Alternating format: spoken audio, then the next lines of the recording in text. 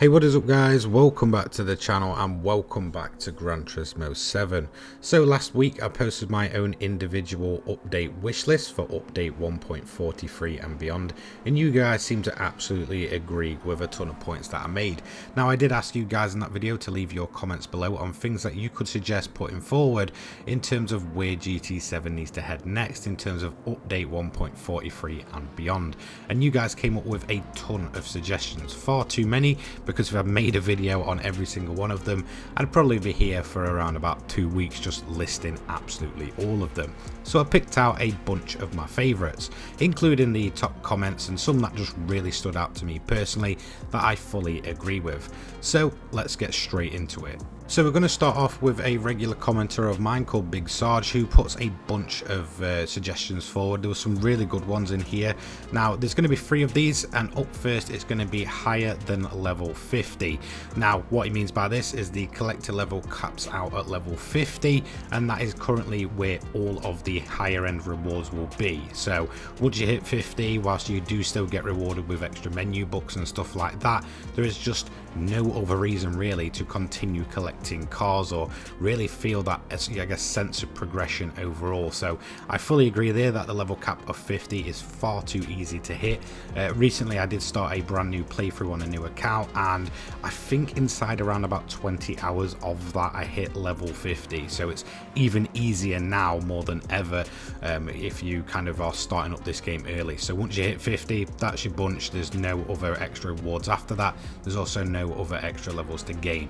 I would honestly love it to go as high as maybe even double that, up to about a level 100, and constantly reward the players for maybe every 5 or 10 levels with a special car or something like that, just for continuing to run up those collector levels and, you know, continue moving forward. Now in terms of my overall points, I think I sit where I would probably be sat at around about level 200 to 250 if it kept going through the normal system.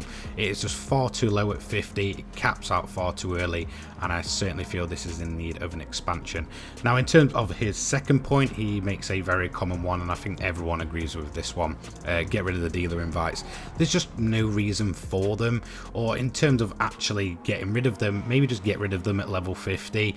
Again, this kind of just gets them out the way very early in the game's, I guess, playthrough in terms of the overall kind of, I guess, progression of GT7. Maybe have them locked off to 50 and then reward players at level 50 by possibly just getting rid of them, or just take them out the game entirely.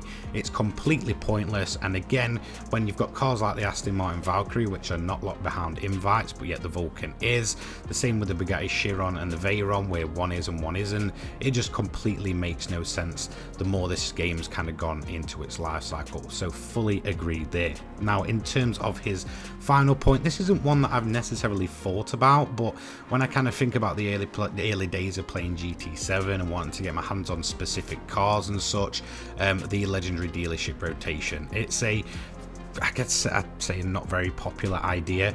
Okay, at first it kind of made cars feel quite rare, but we're kind of talking in the very early days of GT7. You know, it was pretty cool to get your hands on maybe the Alfa Romeo Group 4 and such, the 155, in the early, you know, first few weeks of GT7.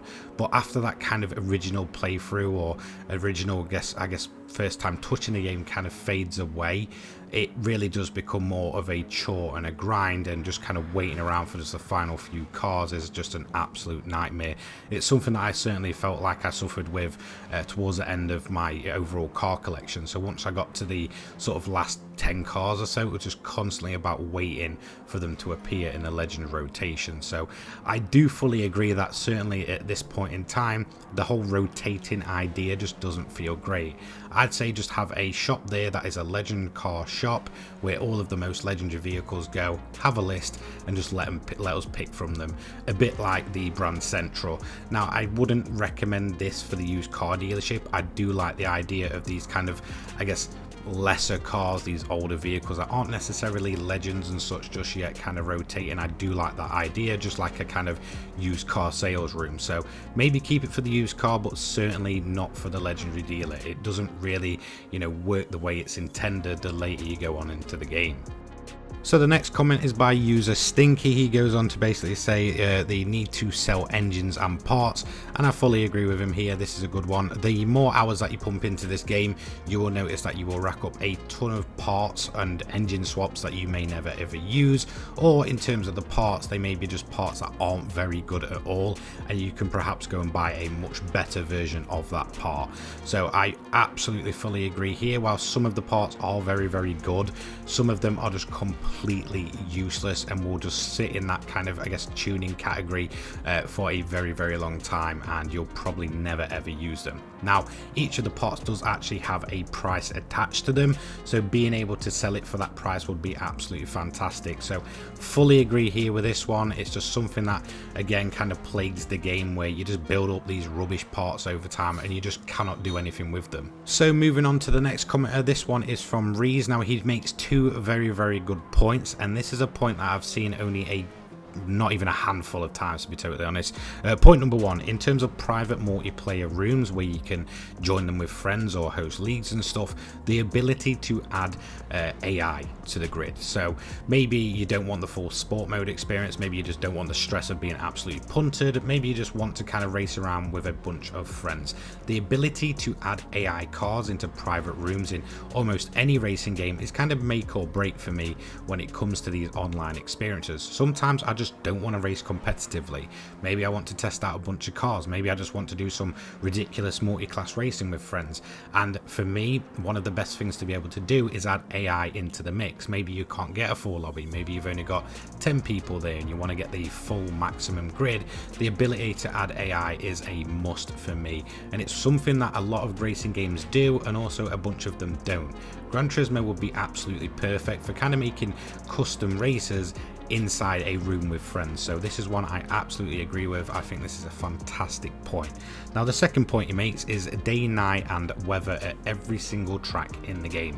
And whilst okay, at certain locations this might not work, obviously some of the dirt locations or snow locations, even though we actually do obviously have a day and night cycle, but that's more in terms of weather, I do fully agree that the majority of these courses are crying out for a full dynamic day, weather and night cycle. So yeah, fully agree that these tracks need to be built upon.